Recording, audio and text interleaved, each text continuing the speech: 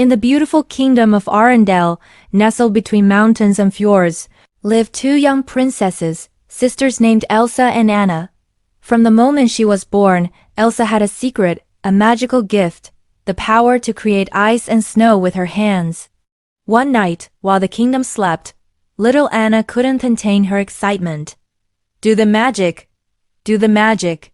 she pleaded, and Elsa, happy to oblige, transformed their grand ballroom into a winter wonderland. They slid down snowy slopes, skated on a frozen floor, and even built a cheerful little snowman they named Olaf. But in their joyful play, a moment of magic went wrong. Elsa accidentally struck Anna with a blast of ice, hurting her. Terrified, their parents, the king and queen, sought help from the wise trolls. To save Anna, they had to remove her memories of Elsa's magic, and to keep everyone safe, they decided Elsa's powers must be hidden from the world, even from Anna herself. The castle gates were locked, the curtains were drawn, and Elsa was confined to her room, growing up in fear of her own incredible strength. The sisters, once inseparable, were now worlds apart, living under the same roof. Years passed, and the day finally arrived for the gates of Arendelle to open once more.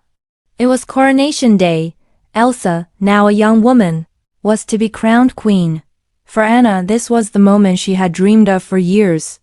She danced through the halls, bursting with excitement, singing about the new faces she would finally meet.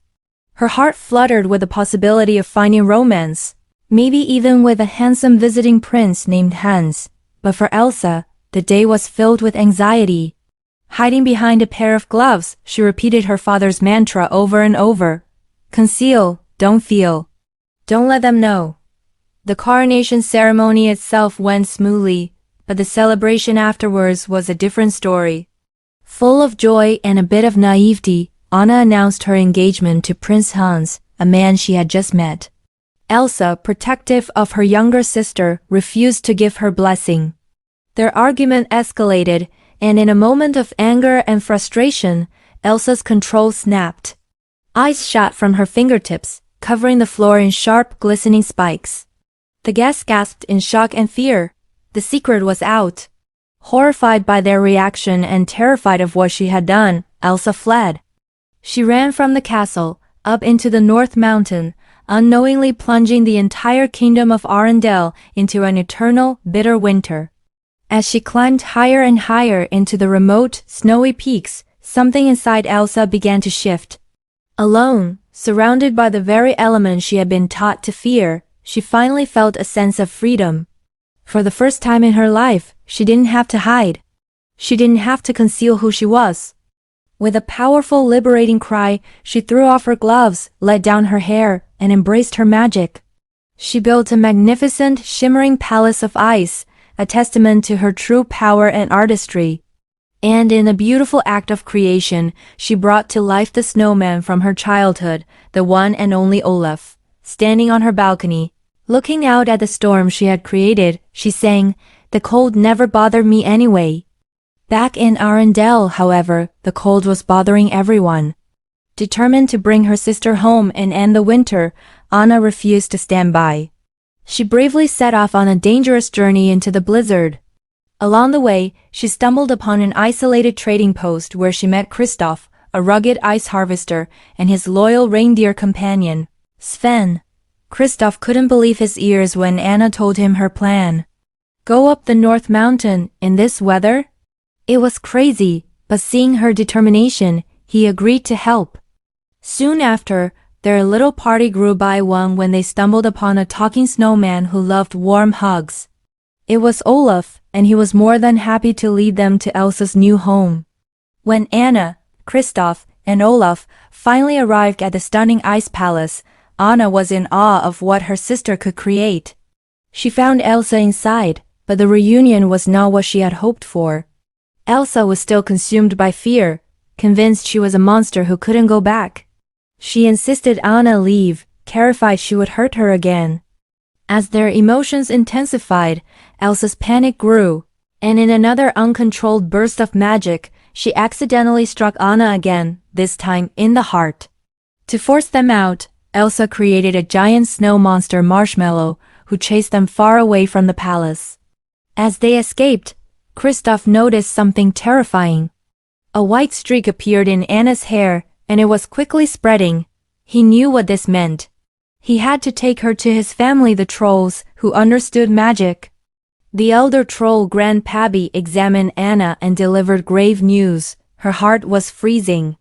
Only an act of true love could thaw a frozen heart. Believing a true love's kiss was the answer, Anna immediately thought of Hans. Kristoff, putting his own feelings aside, raced her back to Arendelle, hoping Hans could save her.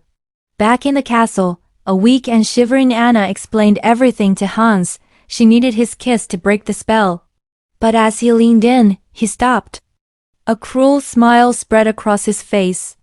Hans wasn't her true love. He never was. His entire plan was to marry into the royal family to seize the throne of Arendelle. He revealed his villainous plot, extinguished the fire, and left Anna to freeze, locking the door behind him. He then went to find Elsa, who had been captured and brought back to the castle dungeon. But all was not lost for Anna. Olaf, the little snowman, found her just in time. He started a fire to warm her, even though it meant he would start to melt. Some people are worth melting for, he told her. He helped her realize that Kristoff was the one who truly loved her. Together, they escaped the room and ventured out into the raging blizzard to find him. At the same time, Elsa's power had grown so strong that she managed to break free from her chains. Lost and disoriented, she stumbled out onto the frozen fjord, the storm mirroring the turmoil in her heart. The blizzard raged across the fjord. Anna, growing weaker by the second, could see Kristoff running toward her. He was her hope, her cure. But then she saw something else. In the distance, Hans stood over a distraught Elsa, his sword raised, ready to strike her down. In that heart-stopping moment, Anna faced an impossible choice: run to Kristoff and save herself, or run to her sister and save her life. Without hesitation, she chose her sister. With her last ounce of strength, she threw herself in front of Elsa, her body turning to solid ice just as Hans's sword came crashing down. The blade shattered against her frozen form. Elsa, seeing what had happened, let out a cry of anguish. She wrapped her arms around her frozen sister's statue and sobbed, her heart completely broken. But then, a miracle. As Elsa cried, Anna began to thaw. The ice melted away and she was human again, alive and well. The sisters embraced in a tearful, joyous hug. Anna's sacrifice, her selfless act of love for her sister, was the act of true love the trolls had spoken of. In that moment, Elsa finally understood. Love, not fear, was the key to controlling her powers. With this realization, she lifted the eternal winter from Arendelle. The sun returned, the snow melted, and flowers bloomed once more.